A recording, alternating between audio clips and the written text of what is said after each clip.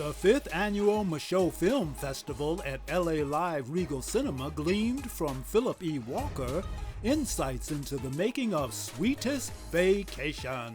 So I'm going to move on to the Sweetest Vacation. Hi. So please, go ahead and tell us your name and your role in the film.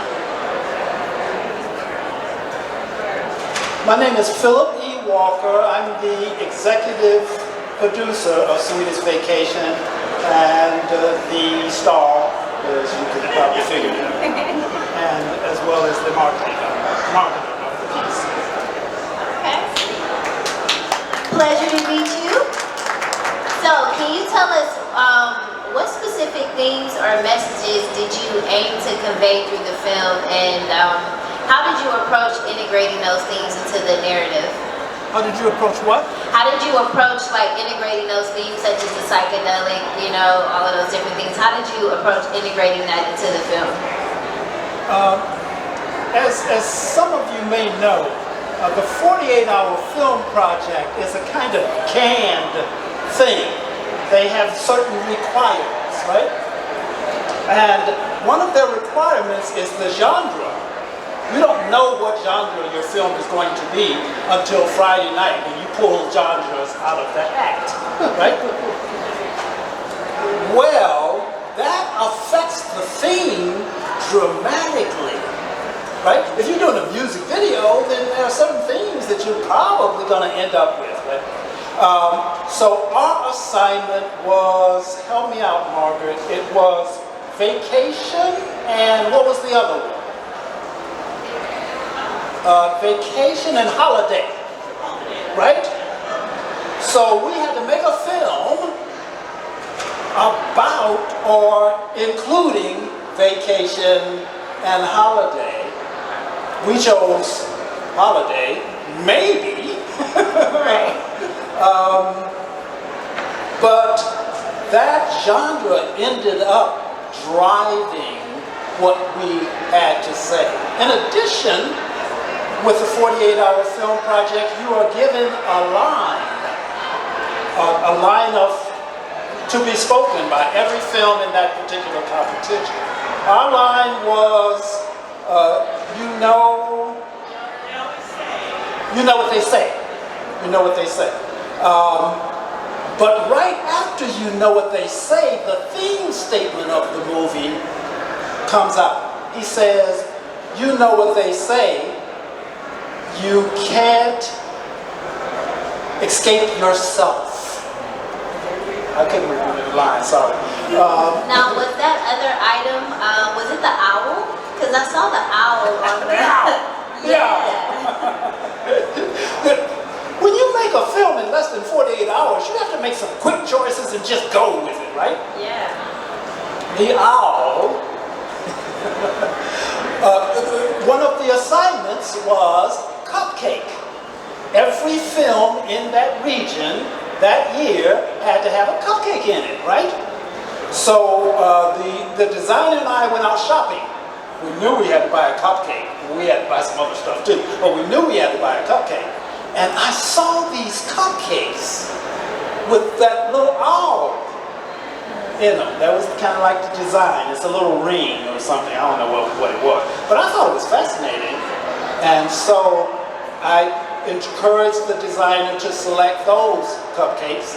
And then when I got on set, I was like, ooh, if he's eating this stuff with the owl, that'll be dramatic.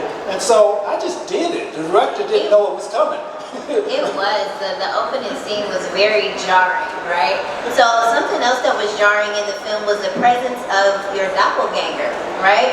You introduced that as an intriguing element of identity and self-reflection. So what motivated you and your team, and how did you include that concept in the film?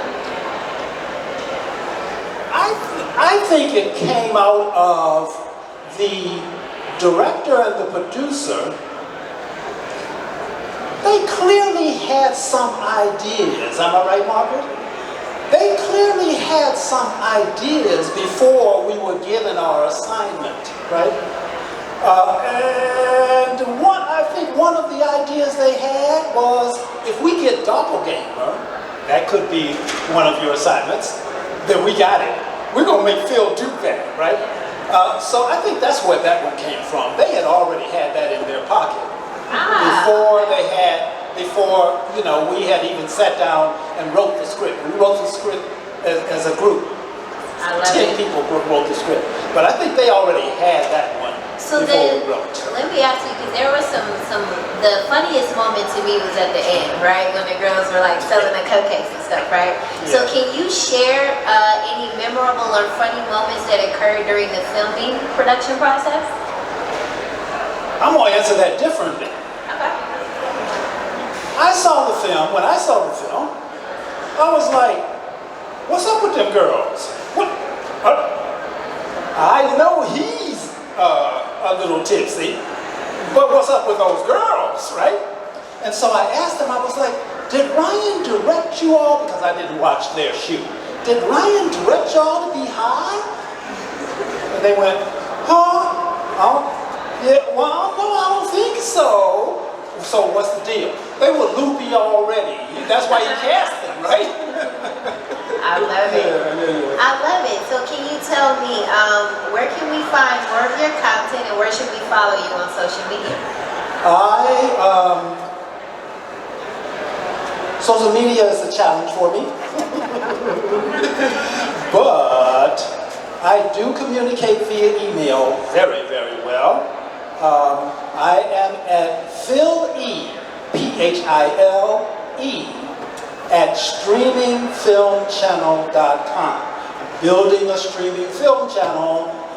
I've shot 68 short films. Some of them are pretty good.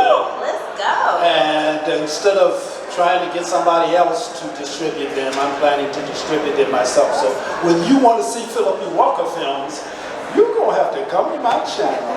Hey, as he said, come to your channel. Well, thank you so much. The film was phenomenal, and we're so glad to have you here today. Thank you. Yes. At the end of September, Sweetest Vacation screens in a Beverly Hills Academy Award nomination qualifying standard theatrical run, plus at the Glendale International Film Festival. SweetestVacation.com.